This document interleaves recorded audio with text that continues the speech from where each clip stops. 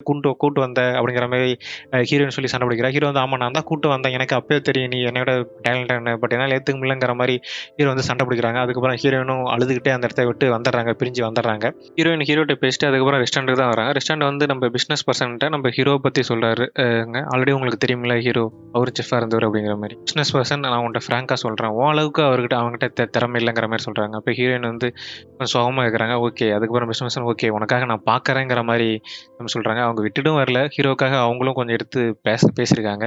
அதுக்கப்புறம் நம்ம business person அவரு என்ன சொல்றாரு அப்டின்னா, நெக்ஸ்ட் வீக் வந்து ஒரு மேடம் மில்கிங்ஸ்ங்கிற அந்த நாட்டிலே ஒரு பெரிய பெர்சன்ஸோட பார்ட்டி வருது. ஸோ அதுக்கு டாப் செலிபிரிட்டீஸ், பிசினஸ் பர்சன்ஸ், ஒரு இன்டர்நேஷனல் இருக்க ஃபுட்டீஸ் எல்லாருமே வருவாங்க.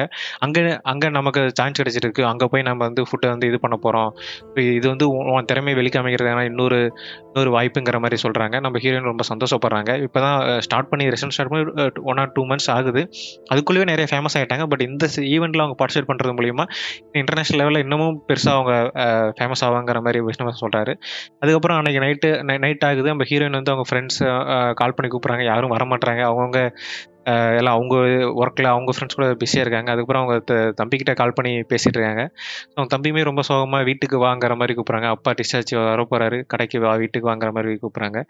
நம்ம ஹீரோயின் என்ன சொல்றாங்கன்னா, "நான் இப்ப தான் ஸ்டார்ட் பண்ணிருக்கேன். என்னால வர முடியாதுங்கிற" மாரி கேட்டுருங்க. என் தம்பி வந்து, "நீ இன்னும் என்ன ப்ரூவ் பண்ணணும்னு நெனைக்கிற? ஆல்ரெடி நீ எல்லாம் ப்ரூவ் பண்ணிட்டங்கிற" மாரி தம்பி வந்து, "நான் உன்ன ரொம்ப மிஸ் பண்றேங்கிற" மாரி ஃபீலிங்கா பேசுறாங்க. ஹீரோயினுக்குமே வருத்தமா, கஷ்டமா தான் இருக்கு. நெறைய விஷயத்த இழந்துட்டோமோ!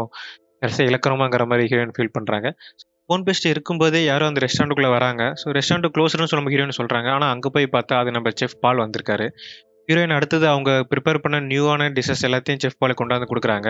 செஃப் பால் எல்லாத்தையும் சாப்பிட்டு பார்க்குறாரு. சாப்பிட்டு பார்த்துட்டு எதுவுமே சொல்ல மாட்டாரு. ஹீரோயின் கேட்குறாங்க, "இப்ப கூட நீங்க எதுவும் சொல்ல மாட்டீங்களாங்கிற" மாரி கேட்குறாங்க.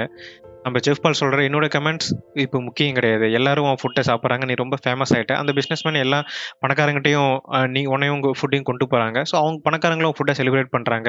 இப்ப நீ ஸ்பெஷலா மாறிட்ட. இதுல என்னோட கமெண்ட்ஸ்ல எதுவுமே பண்ண போறதில்ல. இப்ப நீ எப்படி ஃபீல் பண்ற? சந்தோஷப்படுறியா? அப்படிங்கிற மாரி செஃப் பால் வந்து கேட்கறாங்க. இல்ல பயப்படுறியா? இந்த இடத்துல இருந்து நம்ம எப்படி கீழ விழுந்துருவோமோ? நம்ம இன்னமும் வேல்யூபிளா இருக்கமா? இந்த இடத்த எப்படி தக்க வச்சுக்கிறது? அந்த மாரி ஒவ்வொரு நாளும் பயந்துகிட்டே இருக்கியா? ஆல்ரெடி நீ ஹீரோவ இழந்துட்ட.